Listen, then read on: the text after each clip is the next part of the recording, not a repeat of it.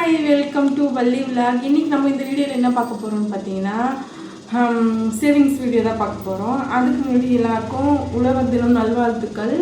So எந்த அளவுக்கு சம்பாதிக்கிறீங்களோ அந்த அளவுக்கு கொஞ்சம் சேவிங்ஸும் முக்கியம். அதுக்காக தான் நான் இன்றைக்கி இந்த வீடியோ போட்டிருக்கேன். ஸோ இந்த வீடியோக்குள்ளே போகிறதுக்கு முன்னாடி என்னோடய வீடியோ பார்க்கவங்க எல்லாருமே சப்ஸ்கிரைப் பண்ணிக்கோங்க, கமெண்ட் பண்ணிக்கோங்க. உங்களுக்கு டவுட் இல்லை வேறு எதனா அதை பற்றியாச்சும் உங்களுக்கு வீடியோ வேணும் அப்படின்னு நீங்கள் கேட்டிங்கன்னா கமெண்ட் பண்ணுங்கள். நான் அதை பற்றி நான் போட்டேன். ஸோ நாங்கள் வீடியோக்குள்ளே போகலாம்.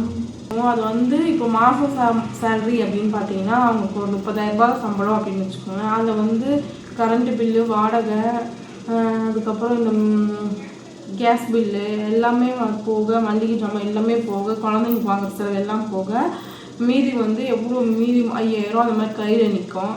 ஸோ அந்த 5,000 நமக்கு கையில் வச்சிங்கன்னா கண்டிப்பாக அந்த செலவு தான் ஆகும். ஸோ எப்படி இந்த மாதிரி ஒரு கரண்ட்டு பில்லு, கேஸு, மளிகை சாமான், ஹாஸ்பிட்டல் செலவு எல்லாம் முக்கியம் நீங்கள் நினைக்கிறீங்களோ அதுமாதிரி ஒரு சீட்டு போடுறது ரொம்பவே முக்கியம்.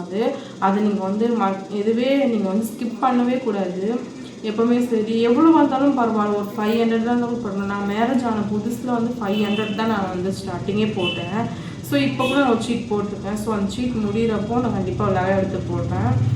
ஆக்சுவலாக பார்த்தீங்கன்னா இப்போ என்ன சொல்ல வரேன்னா, சம்பாதிக்கவே கரெக்டாக இருக்குது, அப்புறம் எங்கே நாங்கள் சேர்த்து வைக்கிறது, அப்புறம் எங்கே நகை வாங்குறது, நகை விற்கிற வேலைக்கு அப்படின்னு நீங்கள் நினச்சிங்கன்னா நான் இதுக்காகவே உங்களுக்கு ஒரு ஐடியா சொல்கிறேன்.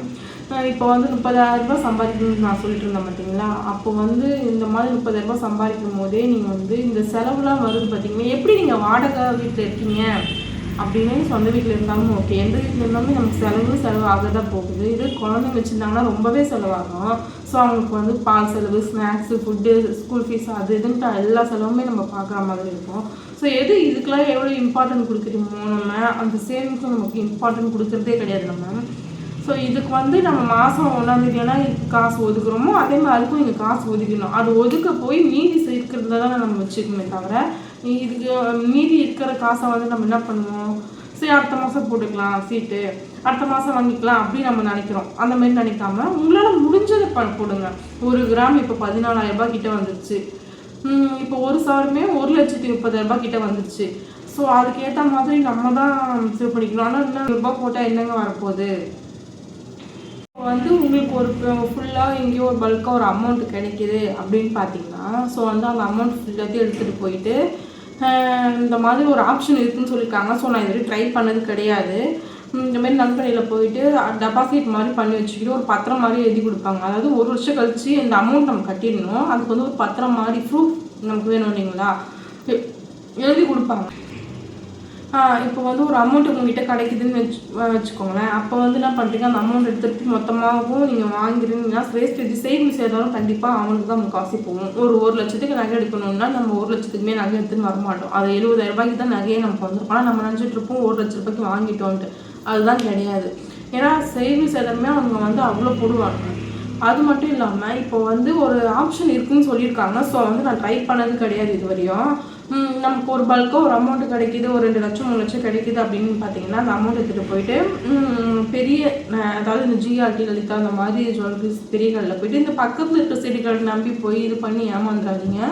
ஸோ பெரிய கடையாக போயிட்டு ரிஜிஸ்டர் பண்ணிக்க சொல்லியிருக்காங்க. ரிஜிஸ்டர்னா அவங்க இந்த அமௌண்ட்டு நீங்கள் கட்டி இப்போ என்ன கோல்டு ரேட்டில் இருக்கோ அதே கோல்டு ரேட்டில் நீங்கள் 1 வருஷம் கழிச்சு எடுத்துக்கலாம். ஸோ நீங்கள் இப்போ பணம் கட்டிட்டு வந்துடுறீங்க பார்த்தீங்கன்னா, அதுக்கு ஒரு பத்திரம் மாதிரி நம்ம எழுதி கொடுப்பாங்க.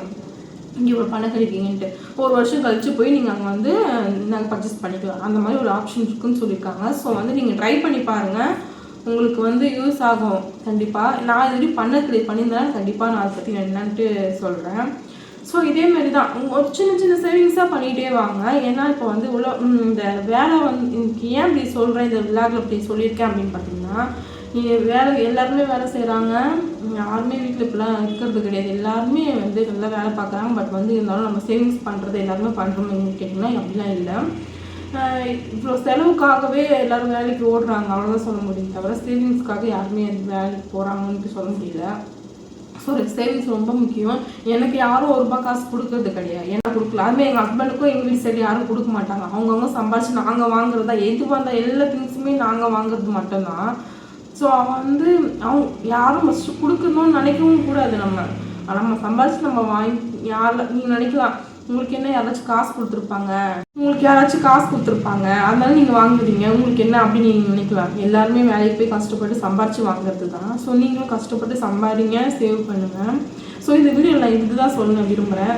உங்களுக்கு இந்த வீடியோ பிடிச்சிருக்கோன்னு நினைக்கிறேன். ஸோ உங்களுக்கு பிடிச்சிருந்துச்சுன்னா சப்போர்ட் பண்ணுங்கள். வேறு ஒரு இன்ட்ரெஸ்டிங்கான உங்களை மீட் பண்ணுறேன். ஓகே, பாய்.